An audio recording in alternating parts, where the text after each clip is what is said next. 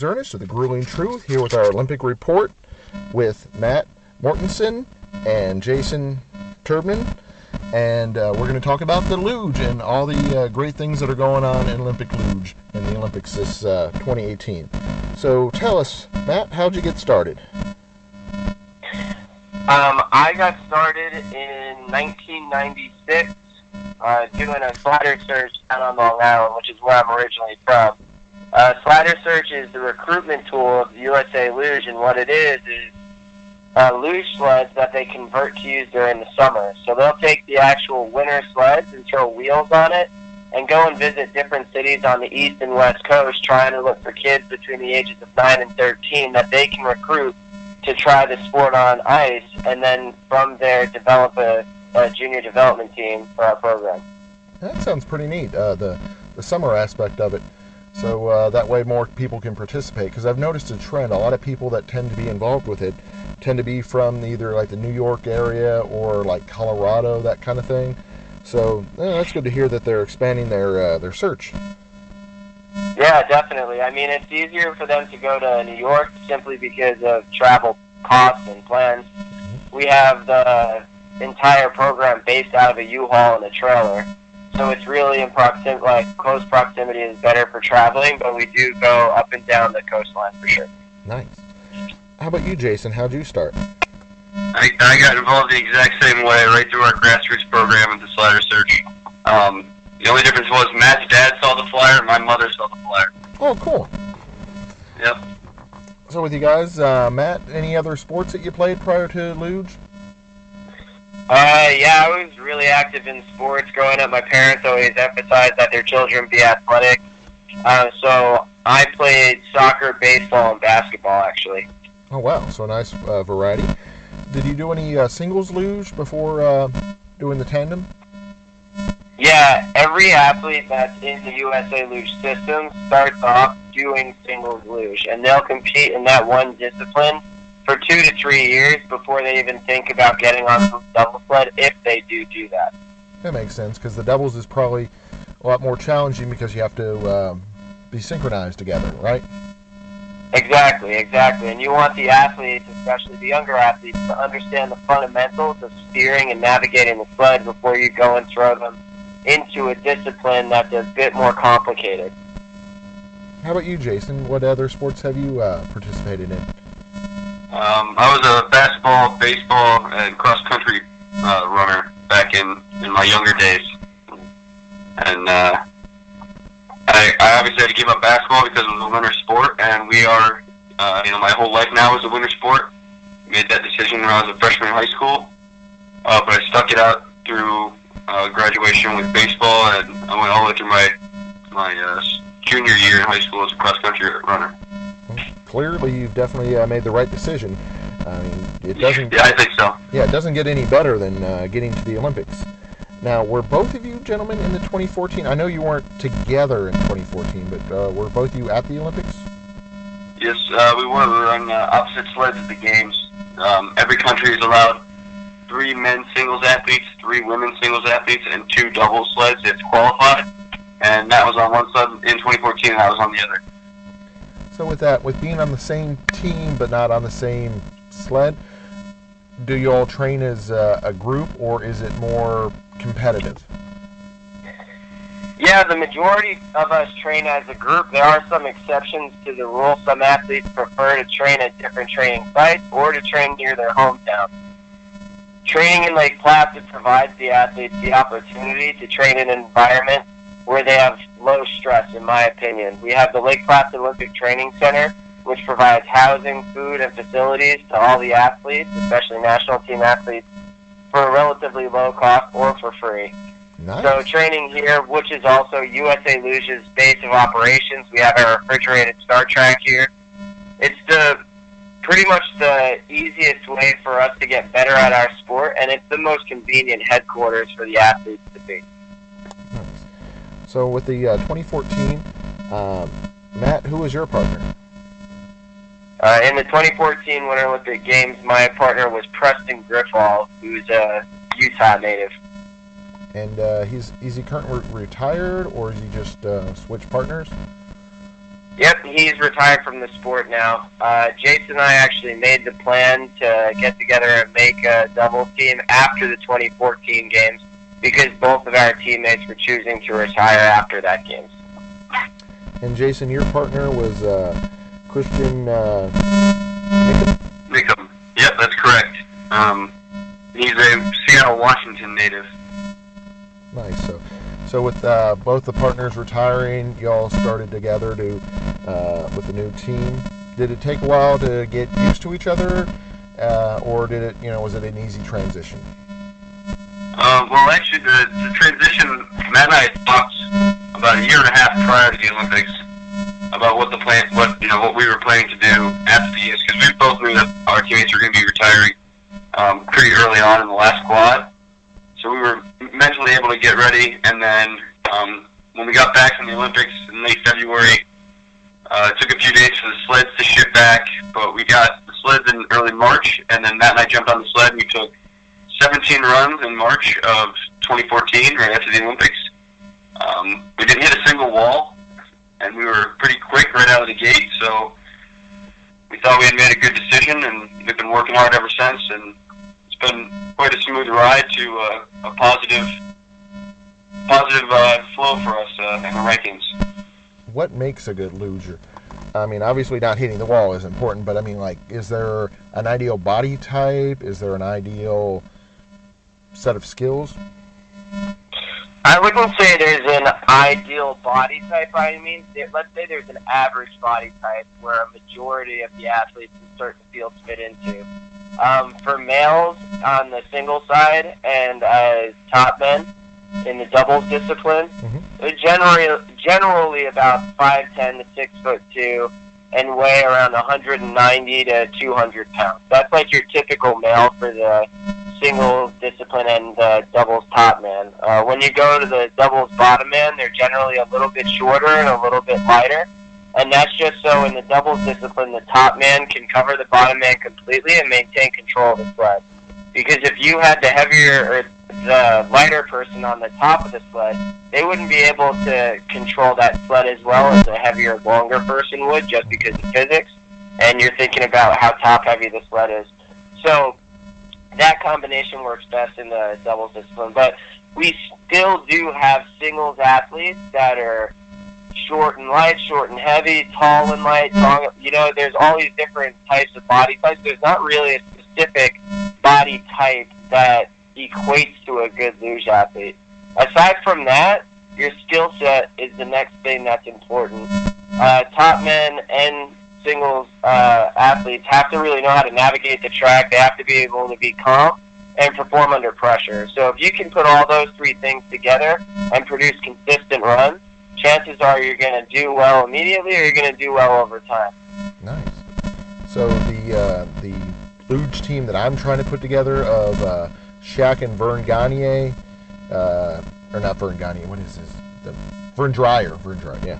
Probably not going to be the best luge team, I'm guessing. Well, if they can if they can make from point A to point B at all, they'll be off to a good start, but probably not. See, tell us about your coaches. How big of an impact over the years have the different coaches had on your career? The coaching staff, as we've gone through our careers at USA Luge, has had a really important impact on us. For me, my main coach throughout my career, I had two coaches that spent the most time with me. One was Miro Zayon from Slovakia and Klim Gatker from the Ukraine. There are other coaches that came and went, and all have contributed to the success that we see now, from your foundation and coaching with those coaches to growing into a veteran athlete and now having a different set of coaches. Currently, our head coach is Bill Tavares, and we have another coach, Bank Walden, and then a trainer/coach, Matt Oakes. And lastly, our sled technician and coach, Lubomir Mik, who's also from Slovakia. So all these people contribute to your success. They all want to see you do better. And while Lugo lives in Slovakia most of the year and works on the sleds, Bill Tavares, Bank Walden, and Matt Oakes are here throughout the summer to make sure the athletes are staying in good shape while they're training And then Banks in particular helps the athletes focus on their start and trains them to have the proper form and proper technique when they're performing that move in the effort to make them have a faster start. So, Jace, I hear you are a big mac and cheese fan. Who makes the best? I make the best. Nice.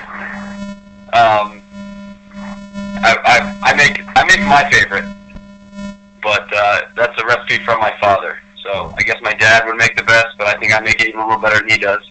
Is it one of those? I think that's just on how much cheese you add to it. Exactly. I was going to say, is it like a secret family recipe, or is it just more the philosophy of more cheese is better? Lots of volume on the cheddar. Excellent. That's what I like to hear. That's the recipe secret. But don't tell everybody. I won't tell everybody. Just a couple people. Okay. So I hear you all do other winter sports, like Jayson, I hear you do snowboarding? Yeah, I snowboard in the wintertime, and then in the summertime I play softball as well as our training for the sport itself. Nice. So what is there a particular strategy or plan going into the 2018 games? Is there anything that you're doing differently? We kind of had a 4-year plan when we got together because we didn't know what was going to happen after the 2018 games, but we knew we wanted to do at least that. So our 4-year plan went something like this. The first year we said, okay, we're going to go out, we're going to take runs. We're not really going to worry about what our placing is or what our ranking is at the end of the season, but we're going to try and have consistent runs and get good lines down. So when I say lines, I mean how we navigate the course. I'm doing certain things and Jayson's doing certain things, and those things might be different than we did with our other partners. So we had to go to all the tracks to know how we would react on the sled together. So that was year 1. Year 2, we were like, okay, let's try and get a top 5 overall and just really like start to focus on the runs. Now we have the lines, we can work on being fast. Mm-hmm. And we hit that marker. So the first year we were together, we actually finished 7th overall with the international ranking. The next year, I said we were focusing on speed and we wanted to be consistent, which we were incredibly consistent. We actually ended up finishing that year 5th overall in the world ranking. And then our 3rd year goal was to get a World Cup medal. Just any medal and in our individual discipline, not in the team relay. The team relay, we had got medals before. Mm-hmm. Just it's a smaller competition field, and our big achievement would have been to get an individual discipline medal. So Jayson and I went out into this season, and we ended up getting a handful of individual medals, as well as a World Championship medal on the team relay event, and finishing the year 3rd overall, ranked internationally, in a very, very tight final race that saw us edging out our German competitors by just a few points in the overall rankings. So we prevented a German sweep of the podium. Yeah, and so, for year 4, our true goal is to get an Olympic medal. We think that we have the ability to do so, and we've made investments into our equipment that should allow us to be competitive in speed. So it's up to us to really, kind of see this partnership through to the end. Nice. How much of the time does your National Guard take up with your training? So I'm a National Guard member, and I'm also a member of the World Class Athlete Program that's in the active duty program. The Army doesn't really take up or take away from my training.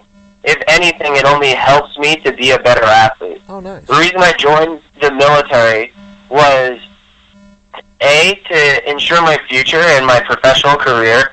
I needed a way and something to rely on that I could go back to when I'm done with the sport of luge. And B, I wasn't going to be able to stay in the sport unless I got involved with the military and became a member of the World Class Athlete Program. So they've actually been able to give me the support that I need to stay in the sport. Oh, wow. So that's great to hear. That so it's not like, I know in some professional or some other sports, like it wasn't basketball, it was football. Recently, one of the Navy men were drafted to the NFL, and unfortunately, they weren't allowed to go to the NFL. They were like, nope, you got to do your time in the military first. but you're saying with the National Guard, they're very supportive and they are definitely helpful towards the Olympics. That's great to hear. Yeah, it's mainly because of this Army World Class Athlete program that I'm able to compete as an athlete. Oh, nice. This athlete is reserved for elite athletes within the military ranks on the Olympic, Paralympic, or the Olympic, Winter Olympic, and Paralympic side. So there's about 80 athletes in the program throughout those three sides of the Olympic realm.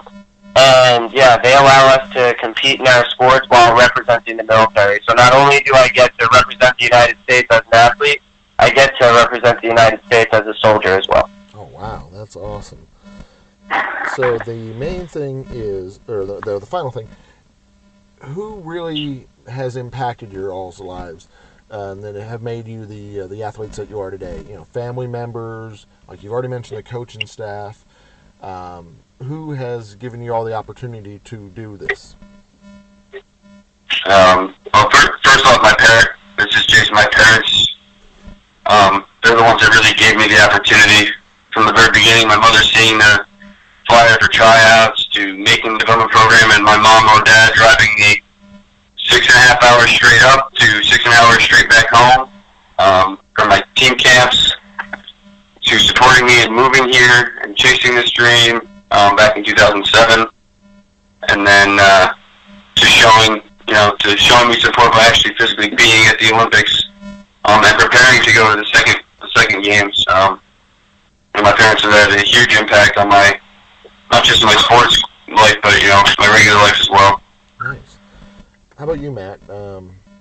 Who's made the... Yeah, for me, it's family members as well. I come from a really large family. I have 9 full members, including my parents. So from an early age, we had a lot of kids in the house. It's about 10 years. I'm the oldest boy in my family. I have one older sister, and then everybody underneath. And from me to my youngest brother is 10 years exactly. So when I got involved in the sport, my mom had 5 children, aside from me, that were under the age of 12. Oh, wow. That she had to take care of still. So being on Long Island, that was still a 5.5 hour drive from Long Island to Lake Placid. So if my parents weren't willing to make that drive, and sometimes my grandmother, my grandmother, and my grandfather helped out a lot in those drives as well, if those people weren't there for me to take me to and from this location, I would have never been able to be where I am today. So without the support of my family, including my brothers and my sisters, parents and grandparents, I really would not have been where I am today. And obviously family is the most important group, so we're going to cover the second most important group, sponsors. Anybody that you want to throw out thank yous to? Our major sponsors are Norton Abrasives, World Financial Group, U.S. Venture. We get help with U-Haul, U.S. Steel. There's Team Worldwide. There's an incredible network of sponsors that help us not only be able to train and compete, but to get to where we need to go, to get our equipment where it needs to go. Yeah, and on top of that, for me, the Army World Class Athlete Program. So it's not just one sponsor individually, like Jayson said, our title sponsor is Norton St. Gobain, but all of the sponsors as a whole, we wouldn't be able to send a full team away and compete, get all of our travel needs met, our shipping and everything like that. Everybody contributes in their own way and really helps to make the wheel spin. Nice. I was going to say it's been great speaking to you, gentlemen, and learning more about the Luger program for Team USA, and we wish you, of course, the best in the future, and hopefully we'll be able to speak to you next year after a medal performance. All right. Thank you very much for interviewing us, James. We had a great time talking to you. We appreciate it. Welcome. Have a good one, gentlemen.